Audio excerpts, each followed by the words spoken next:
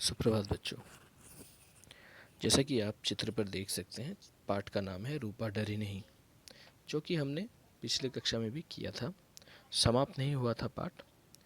आज मैं आपको यह कहानी, यह पाठ चित्रों के द्वारा समझाऊंगा। तो मैंने जैसे कि आपको बताया था कि रूपा एक निडर लड़की थी, उसे पढ़ने लिखने का बहुत शौक था, वह खेल कूद में बहुत चुस्त थी।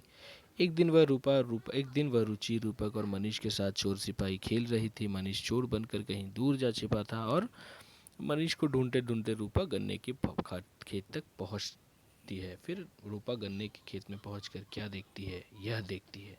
देखिए कि मनीष के हाथ पांव कपड़े से बंधे हुए हैं और वह बेसहारा बेचारा पड़ा हुआ है। तभी जब रूपा उसकी मदद करने को जाती है, उसके मुंह पर बंधा कपड़ा खोलने जाती है, तो पीछे से एक व्यक्ति आकर उसके कंधे पर हाथ रखता है और वह कंधे पर हाथ रखते ही उसके हाथ को काट कर रूपा भागने लगती है और वह आदमी पीछे पीछे डंडा लेकर भागता है। देखिए आप चित्र पर वह आदमी किस तरह भाग रहा है डंडा लेकर, उसे रूपा को डंडे से मारने के लिए।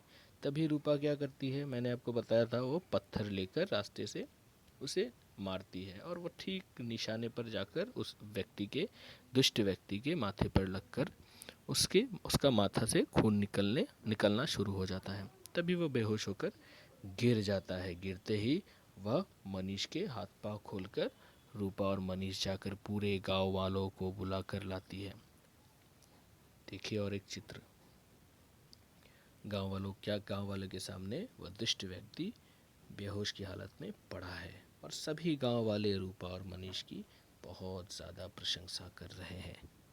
फिर क्या होता है, फिर यहाँ से आज का पाठ हम शुरू करते हैं। फिर क्या होता है, गांव वालों ने रूपा के साहस की बहुत प्रशंसा की। एक आदमी ने बंदी को पहचान लिया था और बोला, अरे यह तो अपने गांव से भागा हुआ दुष्ट खचेड़ू है। कौन है? खचेड़ू। तो इस दुष्ट व्यक्ति का नाम क्या था? खचेड़ू। पुलिस इसको गिरफ्तार करना चाहती है। पुलिस भी इसको गिरफ्तार करना चाहती है। मतलब इस व्यक्ति ने बहुत सारे दुष्ट काम पहले भी किए होंगे।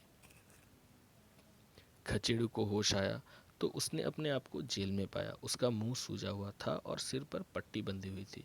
खचेड़ू को होश आ गया। होश आते ही उसने क्या देखा कि वह कहाँ पर है। देखिए कहाँ पर है, चित्र पर दिया है, वह कहाँ पर है, जेल में है। और दो हट्टे घट्टे पुलिस वाले उसे पकड़कर जेल में घुसा दिए हैं।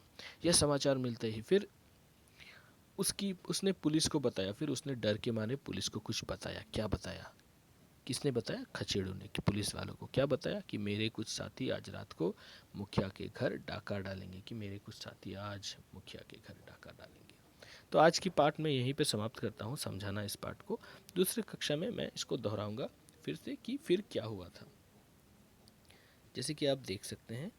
तो चलिए आज हम थोड़ा बहुत शब्दार्थ कर लेते हैं, जो कि हमने पिछले कक्षा में भी किया था। जैसे निडर मतलब ना डरने वाला, बहुत साहसी, जो डरता ना हो। चुस्त, फुर्तीला, एक्टिव, जो कि रूपा थी। सहम जाना मतलब डर जाना, घबरा जाना। साहस मतलब हिम्मत। चौकसी मतलब निगरानी, विजिलेंस। प्रशंसा मतलब बढ़ाई, तारीफ। गिरफ्तार मतलब बंदी बनाना। चौकन्नी मतलब सतर्क, सावधान।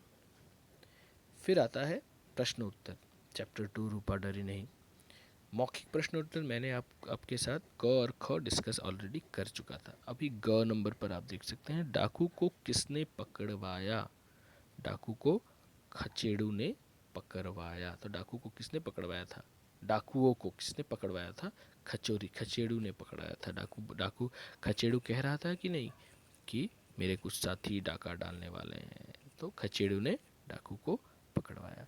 फिर लिखित में और एक प्रश्न है, रूपा के क्या क्या शौक थे? तो जैसे कि हम सभी के कुछ ना कुछ शौक होते हैं, किसी के गाना गाने, किसी के नाचने, किसी का ड्राइंग, पेंटिंग, बहुत सारे शौक होते हैं। उसी तरह रूपा के क्या क्या शौक थे? रूपा के पढ़ने और खेल कूद के शौक थे।